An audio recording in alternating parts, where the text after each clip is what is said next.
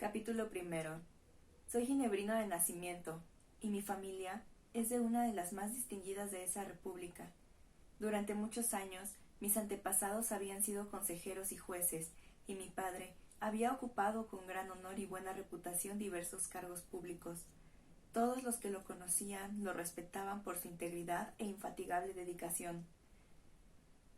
Pasó su juventud dedicado por completo a los asuntos de su país, y solo al final de su vida pensó en el matrimonio, y así dar al Estado unos hijos que pudieran perpetuar su nombre y sus virtudes. Puesto que las circunstancias de su matrimonio reflejan su personalidad, no puedo dejar de referirme a ellas. Uno de sus más íntimos amigos era un comerciante, que, debido a numerosos contratiempos, cayó en la miseria tras gozar de una muy desahogada situación. Este hombre, de nombre Beaufort, era de carácter orgulloso y altivo y se resistía a vivir en la pobreza y el olvido en el mismo país en el que, con anterioridad, se le distinguiera por su categoría y riqueza. Habiendo, pues, saldado sus deudas en la forma más honrosa, se retiró de la ciudad de Lucerna con su hija, donde vivió sumido en el anonimato y la desdicha. Mi padre profesaba a Beaufort una auténtica amistad, y su reclusión en estas desgraciadas circunstancias le afligió mucho. También sentía íntimamente la ausencia de su compañía, y se propuso encontrarlo y persuadirlo de que, con su crédito y ayuda, empezara de nuevo. Beaufort había tomado medidas eficaces para esconderse, y mi padre tardó 10 meses en descubrir su paradero.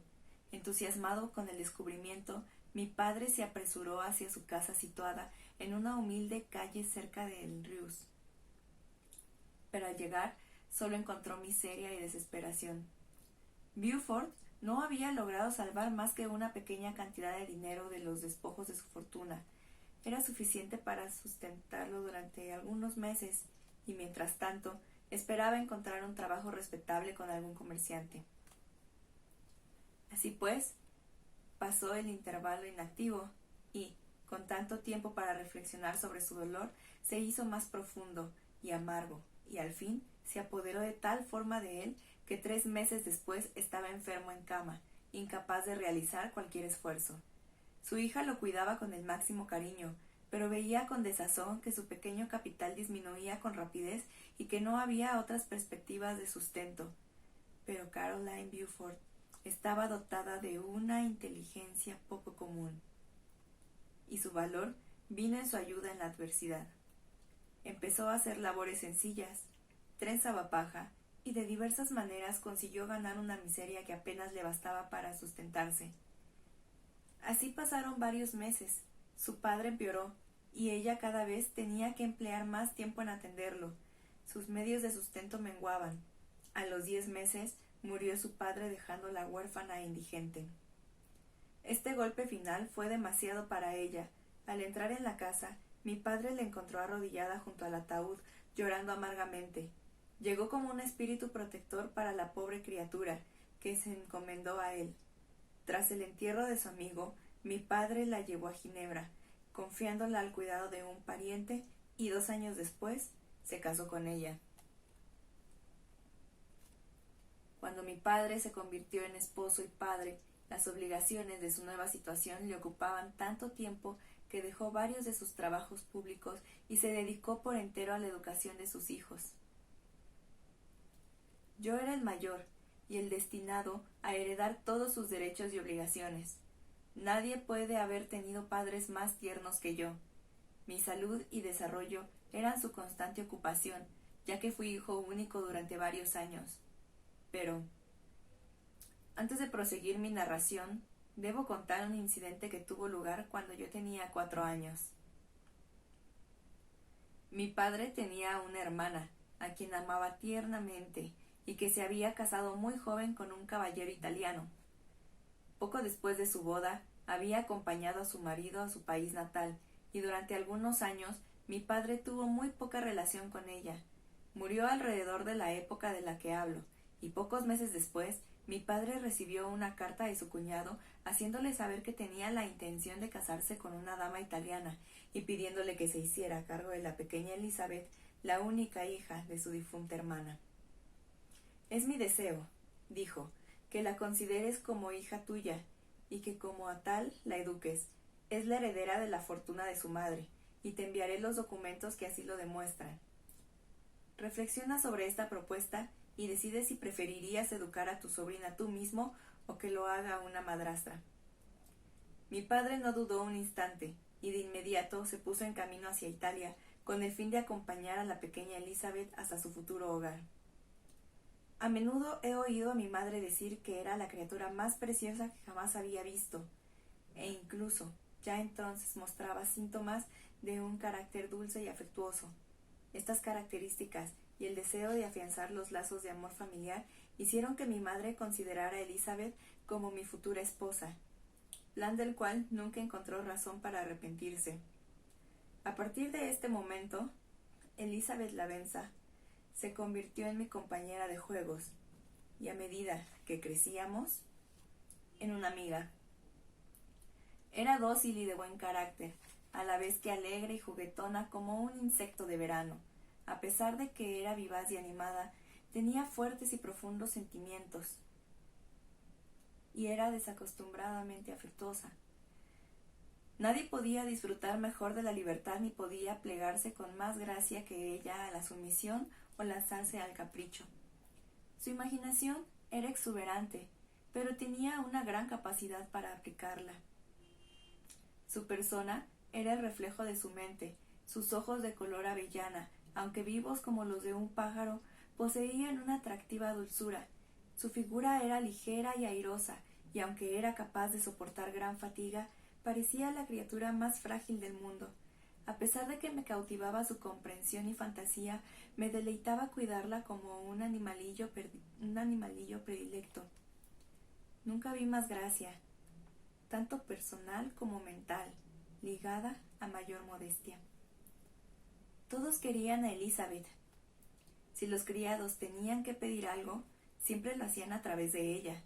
No conocíamos ni la desunión ni las peleas, pues aunque éramos muy diferentes de carácter, incluso en esa diferencia había armonía. Yo era más tranquilo y filosófico que mi compañera, pero menos dócil. Mi capacidad de concentración era mayor, pero no tan firme. Yo me deleitaba investigando los hechos relativos al mundo en sí. Ella prefería las arias, creaciones de los poetas. Para mí, el mundo era un secreto que anhelaba descubrir. Para ella, era un vacío que se afanaba por poblar con imaginaciones personales. Mis hermanos eran mucho más jóvenes que yo, pero tenían un amigo entre mis compañeros del colegio que compensaba esta deficiencia. Henry Clerval era hijo de un comerciante de Ginebra, íntimo amigo de mi padre y un chico de excepcional talento e imaginación. Recuerdo que cuando tenía 9 años escribió un cuento que fue la delicia y el asombro de todos sus compañeros. Su tema de estudio favorito eran los libros de caballería y romances, y recuerdo que de muy jóvenes solíamos representar obras escritas por él, inspiradas en estos sus libros predilectos, siendo los principales personajes Orlando, Robin Hood, Amadís y San Jorge. Juventud más feliz que la mía no puede haber existido. Mis padres eran indulgentes y mis compañeros amables. Para nosotros los estudios nunca fueron una imposición, siempre teníamos una meta a la vista que nos espoleaba a proseguirlos. Este era el método y no la emulación que nos inducía a aplicarnos, con el fin de que sus compañeras no la dejaran atrás. A Elizabeth no se le orientaba hacia el dibujo, sin embargo, se dedicaba a él, motivada por el deseo de agradar a su tía, representando alguna escena favorita dibujada por ella misma.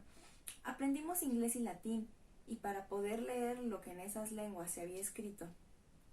También estaba el estudio de resultarnos odioso a consecuencia de los castigos que disfrutábamos con él, y nuestros entretenimientos constituían lo que para otros niños hubieran sido pesadas tareas.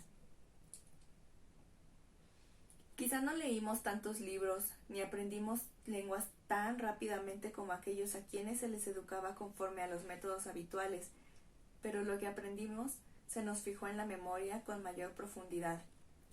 Incluso a Henry Clerval. en esta descripción de nuestro círculo doméstico, pues estaba con nosotros continuamente. Iba al colegio conmigo y solía pasar la tarde con nosotros, pues, siendo hijo único y encontrándose solo en su casa, a su padre le complacía que tuviera amigos en la nuestra. Por otro lado, nosotros tampoco estábamos del todo felices cuando Clerval estaba ausente. Siento placer al evocar mi infancia, antes de que la desgracia me empeñara la mente y cambiara esta alegre visión de utilidad universal por tristes y mezquinas reflexiones personales. Pero al esbozar el cuadro de mi niñez, no debo omitir aquellos acontecimientos que me llevaron, con paso inconsciente, a mi ulterior infortunio. Cuando quiero explicarme a mí mismo el origen de aquella pasión que posteriormente regiría mi destino, veo que arranca, con riachuelo de montaña, de fuentes poco nobles y casi olvidadas, engrosándose poco a poco hasta que se convierte en el torrente que ha arrasado todas mis esperanzas y alegrías. La filosofía natural es lo que ha forjado mi destino. Deseo, pues, en esta narración, explicar las causas que me llevaron a la predilección por esa ciencia. Cuando tenía 13 años, fui de excursión con mi familia a un balneario que hay cerca de Thonon. La inclemencia del tiempo nos obligó a permanecer todo un día encerrados en la posada, y allí, casualmente, encontré un volumen de las obras de Cornelio Agripa. Lo abrí con aburrimiento, pero la teoría que intentaba demostrar y los maravillosos hechos que relataba pronto tornaron mi indiferencia en entusiasmo. Una nueva luz pareció iluminar mi mente, y lleno de alegría le comuniqué a mi padre el descubrimiento. No puedo dejar de comentar aquí las múltiples oportunidades de que disponen los educadores para orientar la atención de sus alumnos hacia conocimientos prácticos y que desaprovechan lamentablemente. Mi padre hojeó distraídamente la portada del libro y dijo: «Ah, Cornelio Agripa, Víctor, hijo mío, no pierdas el tiempo con esto, son tonterías». Si en vez de hacer este comentario, mi padre se hubiera molestado en explicarme que los principios de Agripa estaban totalmente superados, que existía una concepción científica moderna con posibilidades mucho mayores que la antigua, puesto que eran reales y prácticas, mientras que las de aquella eran quiméricas, tengo la seguridad de que hubiera perdido el interés por Agripa. Probablemente, sensibilizada como tenía la imaginación, me hubiera dedicado a la química, teoría más racional y producto de descubrimientos modernos. E incluso posible que mi pensamiento no hubiera recibido el impulso fatal que me llevó a la ruina. Pero la indiferente ojeada de mi padre al volumen, que leía en modo alguno, me indicó que él estuviera familiarizado con el contenido del mismo, y proseguí mi lectura con mayor avidez. Mi primera preocupación, al regresar a casa, fue hacerme con la obra completa de ese autor, y, después, con la de Parcelaso y Alberto Magno. Leí y estudié con gusto las locas fantasías de estos escritores. Me parecían tesoros que, salvo yo, pocos conocían, aunque a menudo hubiera querido comunicarle a mi padre estas secretas reservas de mi sabiduría. Me lo impedía su imprecisa desaprobación de mi querido Agripa. Por tanto, y bajo promesa de absoluto secreto, le comuniqué mis descubrimientos a Elizabeth, pero el tema no le interesó, y me vi obligado a continuar solo. Puede parecer extraño que en el siglo XVIII surja un discípulo de Alberto Magno, pero nuestra familia no era científica, y yo no había asistido a ninguna de las clases que se daban en la Universidad de Ginebra. Así pues, mis sueños no se veían turbados por la realidad, y me lancé con enorme diligencia a la búsqueda de la piedra filosofal y el elixir de la vida. Pero era esto último lo que recibía mi más completa atención. La riqueza era un objetivo inferior, pero ¿qué fama rodearía el descubrimiento si yo pudiera eliminar de la humanidad toda enfermedad y hacer invulnerables a los hombres, a todos salvo a la muerte violenta? No eran estos mis únicos pensamientos. Provocar la aparición de fantasmas y demonios era algo que mis autores predilectos prometían que era fácil, cumplimiento que yo ansiaba fervorosamente conseguir. Atribuía el que mis hechizos jamás tuvieran éxito más a mi inexperiencia y error que a la falta de habilidad o veracidad por parte de mis instructores. Los fenómenos naturales que a diario tienen lugar no escapaban a mi observación. La destilación y los maravillosos efectos del vapor, procesos que mis autores favoritos desconocían por completo, provocaban mi asombro. Pero mi mayor sorpresa la suscitaron unos experimentos con una bomba de aire que empleaba un caballero al cual solíamos visitar. El desconocimiento de los antiguos filósofos sobre este y varios otros temas disminuyeron mi fe en ellos, pero no podía desecharlos por completo sin que algún otro sistema ocupara su lugar en mi mente. Tenía alrededor de 15 años cuando, habiéndonos retirado a la casa que teníamos cerca de Bellrive, presenciamos una terrible y violenta tormenta. Había surgido detrás de las montañas del Jura, y los truenos estallaban al unísono desde varios puntos del cielo con increíble estruendo. Mientras duró la tormenta, observé el proceso con curiosidad y deleite. De pronto, desde el dintel de la puerta, vi emanar un haz de fuego de un precioso y viejo roble que se alzaba a unos 15 metros de la casa, y en cuanto se desvaneció el resplandor, el roble había desaparecido, y no quedaba nada más que un tocón destrozado. Al acercarnos a la mañana siguiente, encontramos el árbol insólitamente destruido. No estaba astillado por la sacudida, se encontraba reducido por completo a pequeñas virutas de madera. Nunca había visto nada tan deshecho. La catástrofe de este árbol avivó mi curiosidad, y con enorme interés le pregunté a mi padre acerca del origen y naturaleza de los truenos y los relámpagos. «Es la electricidad», me contestó, a la vez que me describía los diversos efectos de esa energía. Construyó una pequeña máquina eléctrica y realizó algunos experimentos. También hizo una cometa con cable y cuerda que arrancaba de las nubes ese fluido.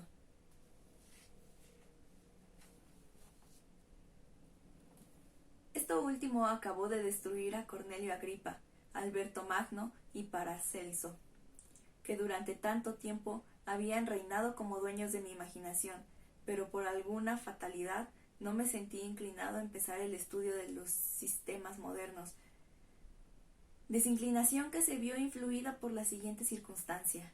Mi padre expresó el deseo de que asistiera a un curso sobre filosofía natural. Gustosamente asentí a esto, pero algún motivo me impidió ir hasta que el curso estuvo casi terminado. Por tanto, al ser esta una de las últimas clases, me resultó totalmente incomprensible. El profesor disertaba con la mayor locuacidad sobre el potasio y el boro, los sulfatos y óxidos, términos que yo no podía asociar a ninguna idea. Empecé a aborrecer la ciencia de la filosofía natural, aunque seguí leyendo a Plinio y Buffon, con deleite, autores a mi juicio de similar interés y utilidad. A esta edad, las matemáticas y la mayoría de las ramas cercanas a esa ciencia constituían mi principal ocupación. También me afanaba por aprender lenguas. El latín ya me era familiar, y sin ayuda del diccionario empecé a leer algunos de los autores griegos más asequibles. También entendía inglés y alemán perfectamente. Este era mi bagaje cultural de los 17 años. Además de las muchas horas empleadas en la adquisición y conservación del conocimiento de la vasta literatura. También recayó sobre mí la obligación de instruir a mis hermanos. Ernest, 6 años menor que yo, era mi principal alumno. De la infancia había sido enfermizo, y Elizabeth y yo lo habíamos cuidado constantemente. Era de disposición dócil, pero incapaz de cualquier prolongado esfuerzo mental. William, el Benjamín de la familia, era todavía un niño y la criatura más preciosa del mundo. Tenía los ojos vivos y azules, hoyuelos en las mejillas y modales salameros, e inspiraba la mayor ternura. Tal era nuestro ambiente familiar, en el cual el dolor y la inquietud no parecían tener cabida. Mi padre dirigía nuestros estudios y mi madre participaba de nuestros entretenimientos. Ninguno de nosotros gozaba de la más influencia que el otro. La voz de la autoridad no se oía en nuestro hogar, pero nuestro mutuo afecto nos obligaba a obedecer y satisfacer el más mínimo deseo del otro.